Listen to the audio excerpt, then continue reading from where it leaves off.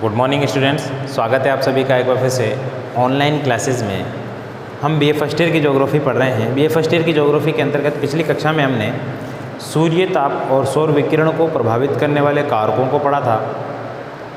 जो 8-10 कारक थे उनको हमने पढ़ा था। आज उसके बाद अगला जो लेक्चर है हमारा वो होगा पृथ्वी का ऊष्मा बजट। ऊष्मा बजट क्या होता है, कक्षा 11 में अभी आपने पढ़ा होगा। ऊष्मा बजट क्या होता है, क्या नहीं होता, इसको आज हम विस्तार रूप से पढ़ेंगे, अच्छी तरीके से समझेंगे। ठीक है, अगर नहीं समझ में आए तो फिर मुझे आप बताना कि सर समझ में नहीं आया, फिर आपको लाइव क्लास के माध्यम से एक बार फिर आपके सामने रूबरू होकर के हम उसको समझने की कोशिश करेंगे। तो चलिए शुरू करते हैं ऊष्मा बजट, हीट बजट। ठीक है, ऊष्मा बजट बहुत बारीकी से समझना, थोड़ी गणित है इसमें, इसलिए समझने की कोशिश करना कौन सा किधर गया, कौन सा किधर नहीं गया। आप थोड़ा सा भी चूके तो आपका कैलकुलेशन सारा बिगड़ जाएगा। देखिए किसको बोलते हैं ऊष्मा बजट। ऊष्मा बजट बोलते हैं, बजट का मतलब होता है लेखा जोखा। क्या होता है? लेखा जोखा, लेन देन का हिसाब। ठीक है, इसी तरीके से सामान्यतः से सूर्य का तापमान आता है तो सूर्य का तापमान जितना आता है उसको हम यूज़ करके किसी भी तरीके से या तो परावर्तन के द्वारा या विकिरण, पार्थिव विकिरण के द्वारा जो वापस लौटा देते हैं, उससे संबंधित आंकड़ों को ही क्या कहते हैं? उसी को कहते हैं पृथ्वी का ऊष्मा बजट। ठीक है, तो चलिए शुरू करते हैं। लिखिए, बजट का तात्पर्य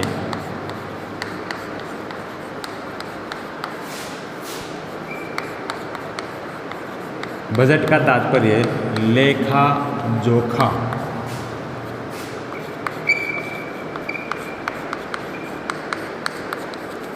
करने से है। बजट का तात्पर्य किससे है? लेखा जोखा करने से होता है।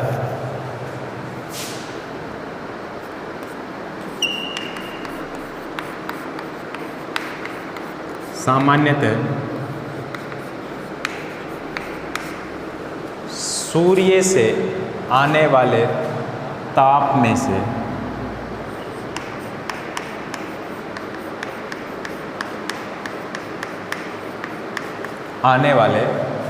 में से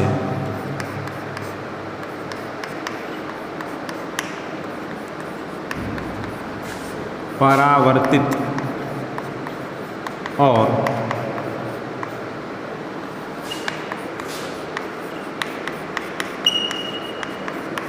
अवशोषित, सूर्य से आने, ये ध्यान रखें दो बातों को, परावर्तित और अवशोषित। परावर्तित तो वापस लौटा देना होता है, अवशोषित होता है बचा के रख लेना। अवशोषित होने से संबंधित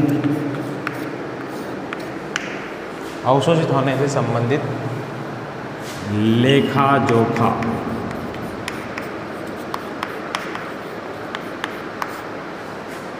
ऊष्मा बजट या तापीय बजट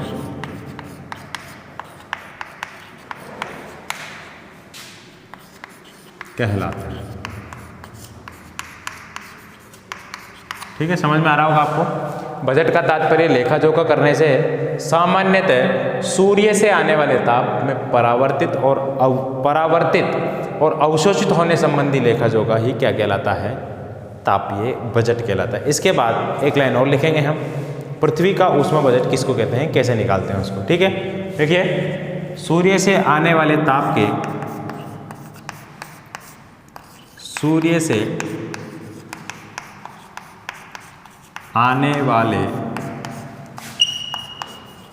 के कितना ताप आता है सूर्य से? बताते हैं ना हम, 2 अरबवां हिस्सा हम प्राप्त करते हैं, वही की बात हो रही है ना। सूर्य से आने वाले ताप के 2 अरबवें हिस्से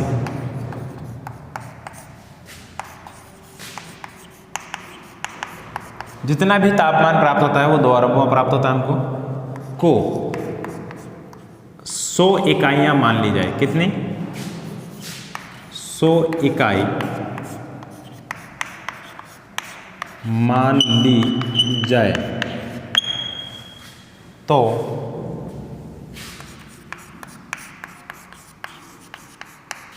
पृथ्वी का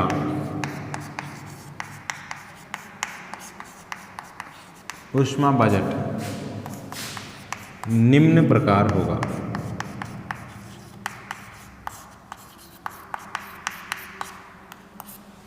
अब हम इसको समझने की कोशिश करेंगे। पहले लिख लें या समझ लें? पहले इसको ऐसा करते हैं, लिख लेते हैं, ठीक है, फिर समझना आसान हो जाएगा। पहले आप धड़ाधड़ लिख लीजिए पूरा क्या है क्या नहीं है मैटर, क्योंकि जब तक आप लिखोगे नहीं तब तक आपके समझ में नहीं आएगा, ठीक है। पहले हम लिख लेते हैं कितना क्या होता है, फिर आसान हो जाएगा समझना, ठीक है। क्योंकि मैं आपको समझाऊंगा, फिर आप गिनना रह जाओगे। आपके पास लिखा हुआ होगा, लिखा में आप देख लोगे, देखने के बाद आप समझना आसान हो जाएगा, ठीक है। पहले लिख लेते हैं क्या है इसमें, इसके बाद हम इसका पैरा चेंज करके लिखेंगे। सूर्य से आने वाले कुल ताप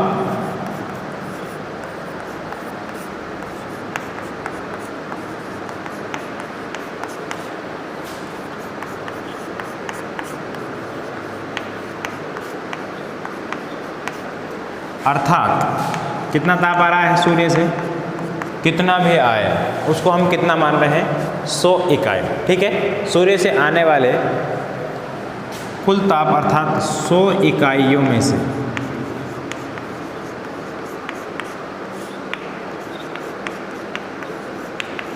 ये आंकड़े याद रखना, मैं अंडरलाइन करता चलूँगा जहाँ जहाँ आंकड़े आएंगे। 100 इकाइयों में से 35 इकाइयाँ, कितनी? 35 इकाइयाँ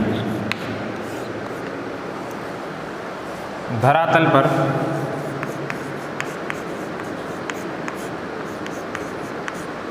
पहुँचने से पहले ही, धरातल पर पहुँचने से पहले ही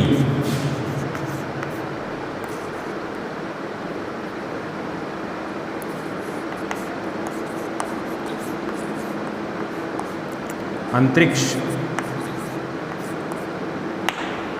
में परावर्तित कर दी जाती है।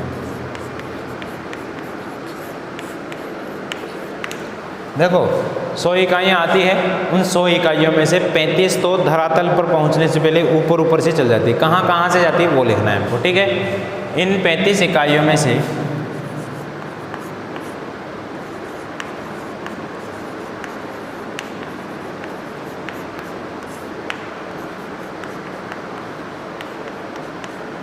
इन 35 इकाइयों में से 27 इकाइयाँ, कितनी इकाइयाँ?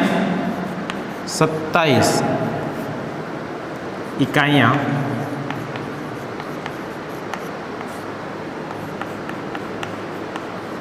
बादलों के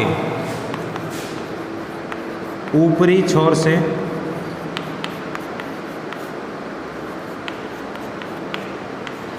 छः इकाइयाँ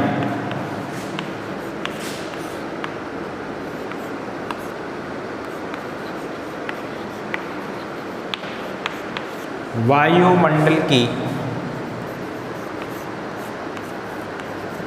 ऊपरी परत से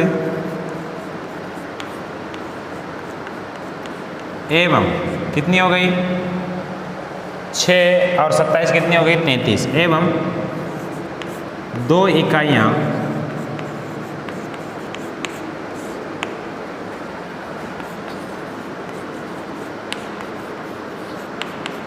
हिमाच्छादित पर्वतों से परावर्तित कर दी जाती है, ठीक है, परावर्तित कर दी जाती है। सौर विकिरण के इसी परावर्तित भागों को क्या कहते हैं? इंपॉर्टेंट लाइन है, ठीक है, मोस्ट इंपॉर्टेंट लाइन है, इसको अंडरलाइन कर लीजिएगा। सौर विकिरण के इसी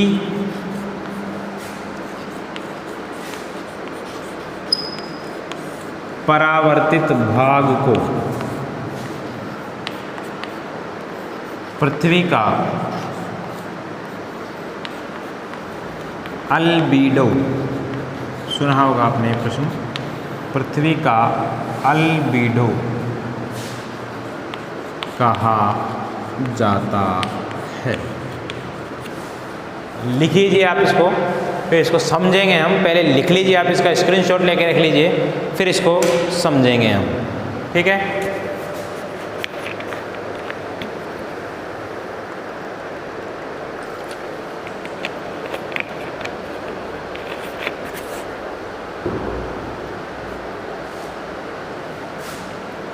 स्क्रीनशॉट ले लिया होगा आपने। अब समझने की कोशिश कीजिए। देखिए, पृथ्वी का अल्बीडो हम पढ़ रहे हैं, पृथ्वी का ऊष्मा बजट। क्या पढ़ रहे हैं? Heat energy, heat budget. तो ऊष्मा बजट किसको कहते हैं उसको हमको समझ लेना चाहिए। ऊष्मा बजट किसको कहते हैं वो समझने की चीज़ है। देखिए, होता क्या है, सामान्यतः सूर्य से जो जितना भी तापमान आता है उस तापमान को हम कितना मान लेते हैं? उस तापमान को मान लेते हैं 100 इकाइयाँ। कितनी? क्योंकि हम समझने के लिए इसको 100 इकाइयाँ मानेंगे। जैसे हम किसी भी चीज़ को समझने के लिए गणित में 100% मान लेते हैं, उस प्रतिशत में से हम उसको लेते हैं। जैसे मान लीजिए किसी कक्षा में 20 बच्चे बैठे हैं, तो 20 बच्चे मतलब 100% बैठे, उसमें से 5 उठ कर के चले गए, तो कितने प्रतिशत बच्चे उठ कर के चले गए? इस तरीके की जो हम समझते हैं ना, वही मामला है यहाँ पर। जितना भी तापमान आ रहा है 100% मान लिया। उस 100% तापमान के लेने देने का लेखा जोखा हमको तैयार करना है। कितना हमने लिया है, कितना हमने वापस दे दिया। देंगे पूरा ही, जितना हमने लिया है उतना ही देंगे। पृथ्वी अपने अंदर बचा करके नहीं रखती है थोड़ी देर के लिए, लेकिन वापस परावर्तित कर देती है। इसी को पृथ्वी का लेखा जोखा कहते हैं। जैसे हमारे पास पैसा आता है ना भाई, बजट किसको बोलते हैं? सालाना बजट जो पेश करती है सरकार, वो क्या होता है? वो भी तो ये होता है सालाना बजट में साल भर में कितना पैसा हमको इन्वेस्ट करना है, कितना हमारा आएगा। अब देखिए, हम आप लोग, आपके पिताजी, आपके आसपास के जितने भी लोग हैं, वो सभी सुबह जाते हैं कमाने के लिए, शाम को वापस आते हैं। दिन भर में कुछ कमाई करके लाते हैं। किसी की सैलरी महीने में आती है, किसी की कब आती है, किसी की कब आती है। कोई 15,000 कमाता है, कोई 20,000, कोई 1 लाख कमाता है, ठीक है। लेकिन क्या वो बचा के रखता है? उसको नहीं रखता, वापस किसी काम में खर्च कर देता है, वापस किसी में इन्वेस्ट कर देता है वो, ठीक है। इसी तरीके से ये होता है। कुछ समय के लिए बचा के जरूर रख लेगा, अपने पास रख लेगा वो बचा करके, लेकिन कहीं ना कहीं उसको खर्च तो करना ही है। बचाता भी ये इसीलिए है कि वो खर्च करे। पैसों की जो हम बचत करते हैं वो भी इसीलिए करते हैं कि हमारे काम आए वो पैसे, और काम आने का मतलब है कि हम खर्च करें, दिखाने के लिए तो रखते नहीं। तो यही मामला है यहाँ पर भी। तो पृथ्वी पर जितना तापमान आता है उसको 100% मान लिया जाता है। 100% में से 100 इकाइयों में से 35 इकाइयाँ, कितनी बोलो? 35 इकाइयाँ। कितनी? किधर लिखा है मैंने? 35 इकाइयाँ पृथ्वी पर पहुँचने से पहले ही ऊपर ही वापस चली जाती है। 35 इकाइयाँ जो पृथ्वी पर लौटने से पहले ही वापस चली जाती है, उन्हीं को पृथ्वी का अल्बीडो कहते हैं। बात ध्यान रख लेना, 1 नंबर का प्रश्न पूछा जाता है, पृथ्वी का अल्बीडो कितना है? 35%। औसत अल्बीडो 30% है, ठीक है। ये प्रश्न पूछा जाता है, यूजीसी नेट के एग्जाम में भी कई बार पूछा गया है। तो क्या है? पृथ्वी का अल्बीडो है कितना? 30% भी है, 35% भी। 30 से 35% के बीच में पृथ्वी का अल्बीडो रहता है। जितनी इकाइयाँ ऊपर से आई है 100 इकाइयाँ, 100 इकाइयों में से 35 इकाइयाँ पृथ्वी पर पहुँचने से पहले ही लौट जाती है। इसी को पृथ्वी का अल्बीडो कहते हैं। कहाँ से लौटती है? देखिए, बादल जो होते हैं, बादल बर्फ़ के होते हैं, आप सभी को मालूम है, बर्फ़ के होते हैं, चिकने होते हैं, और चिकनी सतह पर हमेशा सूरज की किरणें रुक नहीं पाती, वापस परावर्तित होती है। तो बादलों के ऊपरी छोर से कितनी चली जाती है? 27। कितनी जाती है? देखिए, 27 कहाँ से चली जाती है? बादलों के ऊपरी छोर से 27 इकाइयाँ परावर्तित हो जाती है। 6 इकाइयाँ कहाँ से होती है? 6 इकाइयाँ होती है वायुमंडल के ऊपरी छोर से। वायुमंडल भी गैसों का पुंज होता है, उस गैसों में भी धूल के कण, जलवाष्प वगैरह रहता है। तो 6 इकाइयाँ वायुमंडल के ऊपरी छोर से 27 और 6 कितनी है? 33। 33 इकाइयाँ चली गई। 33 इकाइयों के बाद बची दो इकाइयाँ पृथ्वी के जो हिमाच्छादित भाग होते हैं, ऊपर जो बहुत ऊंचे पर्वत होते हैं जिन पर बर्फ़ जमी होती है, जैसे हिमालय हुआ है, आपके यहाँ पर गुरु शिखर हुआ, वहाँ भी बर्फ़ जमी हुई है ऊपर। तो इसके जो ऊंचे उठे हुए जो भाग है जहाँ बर्फ़ जमी हुई है, वहाँ से सूर्य की किरणें परावर्तित होकर के लौट जाती है। 2%, ठीक है। 2 इकाइयाँ वहाँ से, प्रतिशत मान लीजिए, इकाइयाँ मान लीजिए, एक ही बात है, ठीक है। तो 2 इकाइयाँ वहाँ से 27 बादलों से और 6 वायुमंडल से। इस तरीके से 35 इकाइयाँ पृथ्वी पर पहुँचने से पहले ही लौट जाती है। यही पृथ्वी का क्या है, अल्बिडो। इसको आप उतार लीजिए, स्क्रीनशॉट ले लीजिए, मैं जस्ट मिटा ही रहा हूँ इसको, ठीक है। इसके बाद देखेंगे हम 35 का हिसाब हो गया। अब 35 के बाद बची कितनी है, जोड़ के देखिए आप कितनी बच रही है, अब उसका हिसाब हमको करना है, ठीक है। 35, 100 में से 35 गई तो कितनी बची बोलो, 100 में से 35 गई तो 65 बची। अब 65 का हिसाब हमको करना है, ठीक है। 65 इकाइयाँ पहुँच रही है भाई पृथ्वी तक, ठीक है। देखते हैं अब 35 इकाइयों का परावर्तन हो गया, उसके बाद कितनी इकाइयाँ बची है, उसके बाद बची है 65 इकाइयाँ। उन 65 इकाइयों को हमको देखना है, ठीक है। लिखिए पैरा चेंज करके, 35 इकाइयों के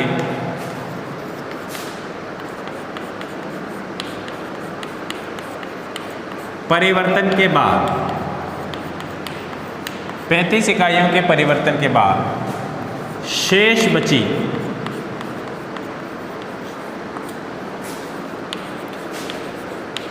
65 इकाइयाँ, शेष बची 65 इकाइयाँ जो है शेष रह जाती है। शेष बची 65 इकाइयों, इकाइयों में से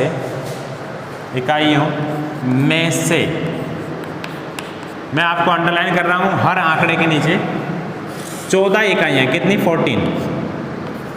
14 इकाइयाँ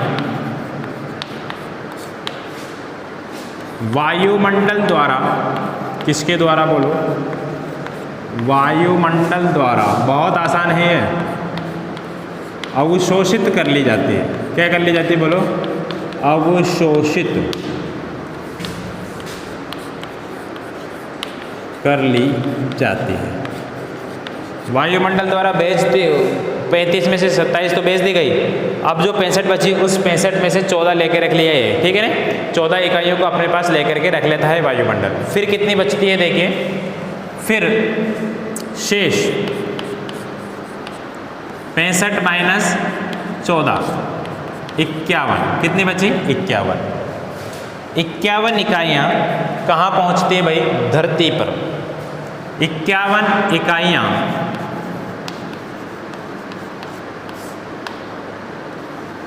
पृथ्वी के धरातल पर पहुँचती है।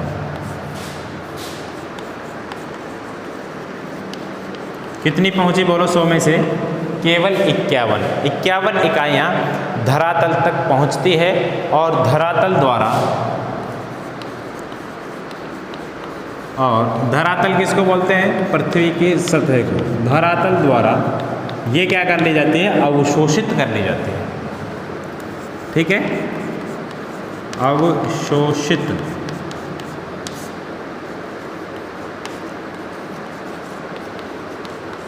कर ली जाती है। धरातल द्वारा क्या कर ली जाती है, अवशोषित कर ली जाती है। कितनी करी, 51, ठीक है। अब अवशोषित करने का मतलब ही लेके रख लिया, वो तो तापमान तो कितना लेके रखोगे आप, वापस तो देना पड़ेगा ना। पृथ्वी जब वापस ताप का विकिरण करती है, ताप को वापस छोड़ती है, उसको कहते हैं पार्थिव विकिरण, ठीक है ना। सूर्य का जो ताप आता है उसको कहते हैं सौर्य विकिरण। पृथ्वी जब वापस ताप को विकिरित करती है उसको कहते हैं पार्थिव विकिरण। इसी के कारण हमको गर्मी लगती है, ठीक है। इसी के कारण वायुमंडल गर्म होता है, इस बात ध्यान रखिएगा आप, ठीक है। अवशोषित कर लिए। इन 51 इकाइयों का पृथ्वी पार्थिव विकिरण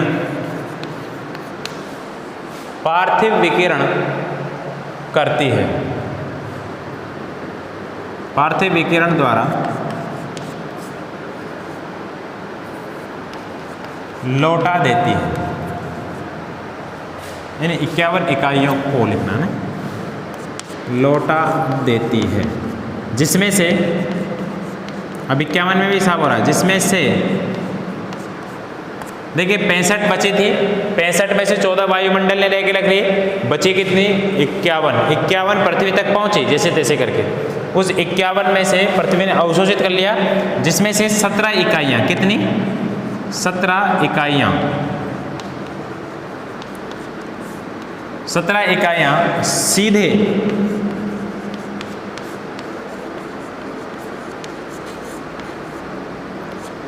अंतरिक्ष में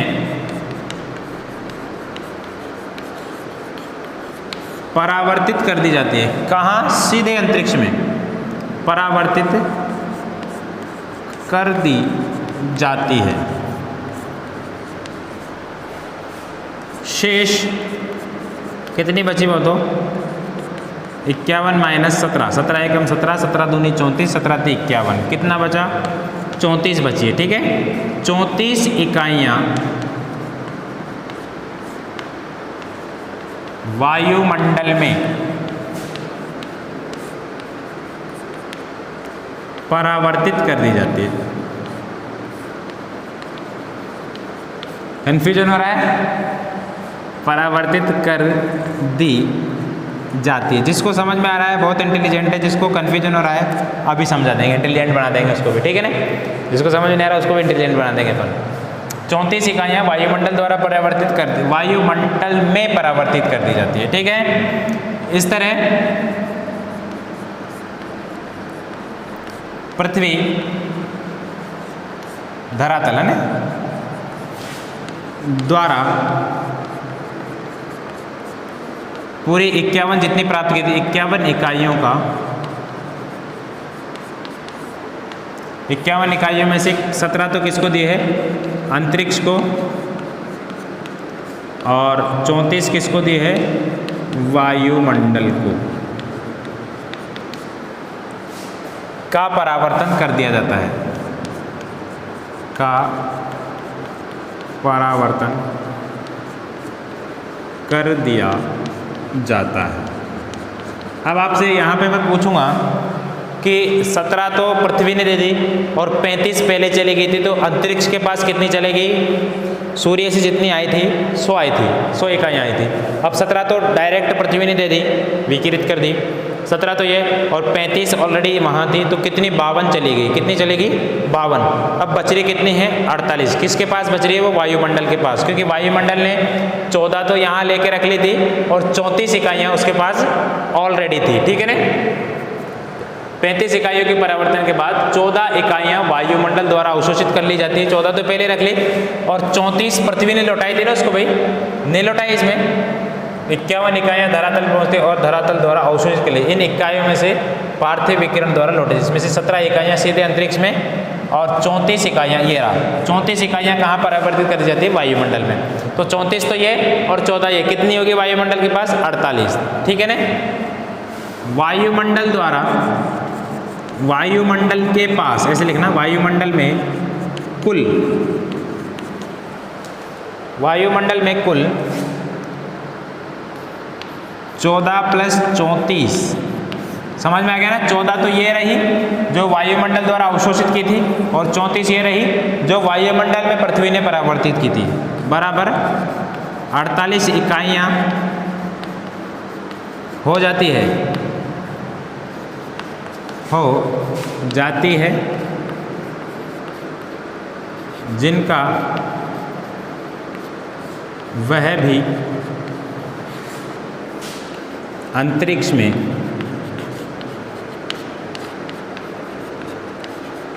परावर्तन कर देता है। अंतरिक्ष में परावर्तन कर देता है। अंतरिक्ष में क्या कर देता है? परावर्तन कर देता है। ठीक है? इस तरह 35 तो पहले की प्लस 17 द्वारा पृथ्वी द्वारा पार्थिव विकिरण द्वारा डायरेक्ट और 48 ये बराबर 100 इकाइयाँ परावर्तित कर दी जाती है, परावर्तित कर दी जाती है। और इसी को क्या बोलते हैं? इसी को पृथ्वी का ऊष्मा बजट कहते हैं। ठीक है? इस तरह सभी इकाइयों का सभी इकाइयों का संतुलन स्थापित हो जाता है।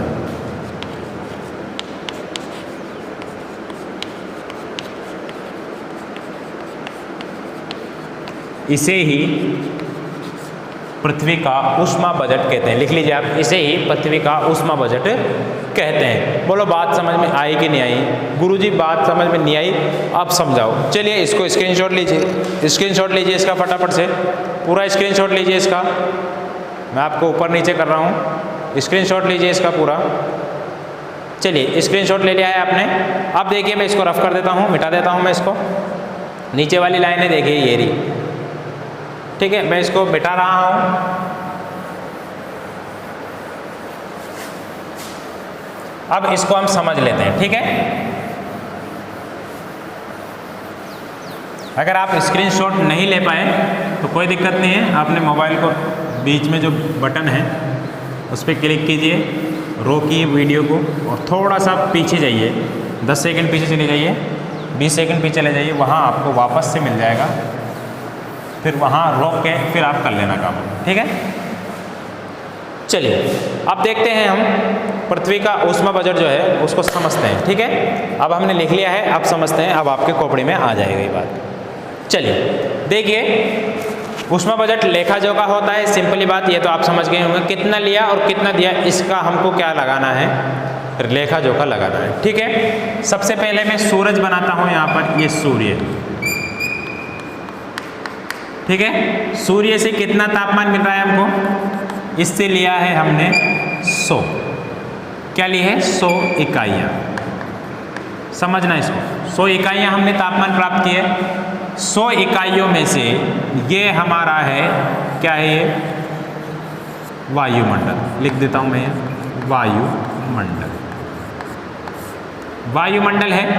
और यहाँ पर मैं आपको बादल बना देता हूँ, ये क्या है, ये बादल, इसी के लिखता हूँ बीच में, ये बादल। और ये यहाँ पर मैं बना देता हूँ, यहीं इधर नहीं इधर बना देता हूँ। ये पृथ्वी के कुछ हिमाच्छादित भाग हैं जहाँ पर क्या जमी हुई है, बर्फ, हिमाच्छादित भाग।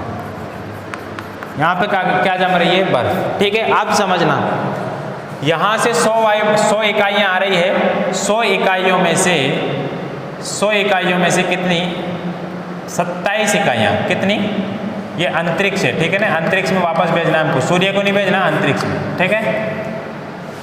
इसमें से 27 इकाइयाँ तो बादलों के वायुमंडल के ऊपरी छोर से यहाँ से आई, और 27 इकाइयाँ, कितनी, 27 इकाइयाँ ये क्या कर दी गई, परावर्तित कर दी गई, ठीक है, 27। और 2 इकाइयाँ यहाँ से परावर्तित कर दी गई, 2 इकाइयाँ, और 6 इकाइयाँ यहाँ से परावर्तित कर दी जाती हैं। कितनी है बोलो ये, 6 इकाइयाँ। अब इसके पास, अंतरिक्ष के पास कितनी होगी, 2, 27 और 6 प्लस 2 प्लस 27 बराबर 35 इकाइयाँ। 35 इकाइयाँ तो अभी तक ये पृथ्वी है यहाँ पर, ठीक है। ये क्या है, धरातल, ठीक है, ये धरातल है। यहाँ लिख देता हूँ, ऊपर नहीं दिख रहा होगा आपको, धरातल। 100 इकाइयाँ तो क्या है, धरातल पर आने से, 35 इकाइयाँ तो क्या है, धरातल पर आने से पहले ही चली गई। कितनी हो गई यहाँ पर, 35। अब कितना बचा है, अब बचा है केवल 65। कितना बचा है, 35 चली गई 100 में से, तो कितनी बची है, 65 इकाइयों का लेखा जोखा करना है आपको। 65 इकाइयाँ आई, कितनी आ रही है अब ये, 35 तो इधर चली गई, 35 यहाँ हो गई, अब ये 65 आई है। यहाँ भी हम 35 लिख देते हैं क्योंकि आई 35 है इनके पास, अब 65 है।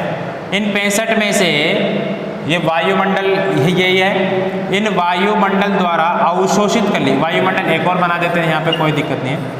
वायुमंडल, ये वायुमंडल जो है 14 को अपने पास लेके रख लेगा। कितनी इकाइयों को, 14 इकाइयों को अपने पास लेके रख लेगा। बची कितनी, 65 माइनस 14, 65 माइनस 14 कितनी बची, 51। 51 इकाइयाँ जो है कहाँ पहुँचती है, ये पहुँचती है धरातल पर। कितनी पहुँच रही है बोलो? 51 इकाइयाँ। 51 इकाइयाँ धरातल पर पहुँच रही है। 51 इकाइयों को पृथ्वी क्या कर लेती है? अवशोषित कर लेती है। इन 51 इकाइयों में से 17 इकाइयाँ पृथ्वी कहाँ छोड़ देती डायरेक्टली? कितनी? 17 इकाइयाँ पृथ्वी कहाँ पहुँचा देती है डायरेक्ट? अंतरिक्ष को। कितनी पहुँचा दी? 17। अब कितनी बची यहाँ पर? 51 माइनस 17 कितनी बची है? 34 इकाइयाँ बची। कितनी बची? 34 इकाइयाँ बच रही हैं यहाँ पर। इन 34 का परावर्तन भी पृथ्वी कहाँ कर देती है बोलो? 34 का परावर्तन, ठीक है। 34 इकाइयाँ, इसका परावर्तन भी कहाँ कर देती है? वायुमंडल को। वायुमंडल को 34 मिल गई, इसको 14 पहले से ही है। 14 प्लस 34 कितनी हो गई यहाँ पर? 48। कितनी हो गई? 48, ठीक है। 48 इसके पास हो गई। अब देखिए यहाँ पर 35 इकाइयों का परावर्तन तो पहले हो गया था। 17 इकाइयाँ यहाँ से चली गई, 17 ये गई, तो अंतरिक्ष के पास कितनी हो गई टोटल में? 35 प्लस 17 कितनी हो गई? 35 प्लस 17। अब यहाँ पर ये 48 वायुमंडल के पास हो गई, तो वायुमंडल ने भी 48 की 48 किसको दे दी भाई? परावर्तन कर दिया। किसको दे दी? अंतरिक्ष को, ठीक है। अंतरिक्ष के पास 35 प्लस 17 प्लस 48 बराबर कितनी हो गई? 100 इकाइयाँ, ठीक है। 100 इकाइयाँ जोड़ लीजिए आप। 8 और 7 15, 15 और 5 20 की 0 हासिल का 2, 4 1 5 और 3 8, 8 और 2 10। इस तरीके से 100 इकाइयाँ वापस अंतरिक्ष में परावर्तित कर दी जाती है। इसी को पृथ्वी का ऊष्मा बजट कहते हैं। बहुत सिंपल है। उम्मीद है आप सभी को ये समझ में आया होगा। मिलेंगे अगली कक्षा में एक नए टॉपिक के साथ। तब तक मुझे दीजिए इजाज़त। आप स्वस्थ रहिए, मस्त रहिए, स्क्रीनशॉट लेते रहिए। तब तक के लिए नमस्कार, बाय बाय।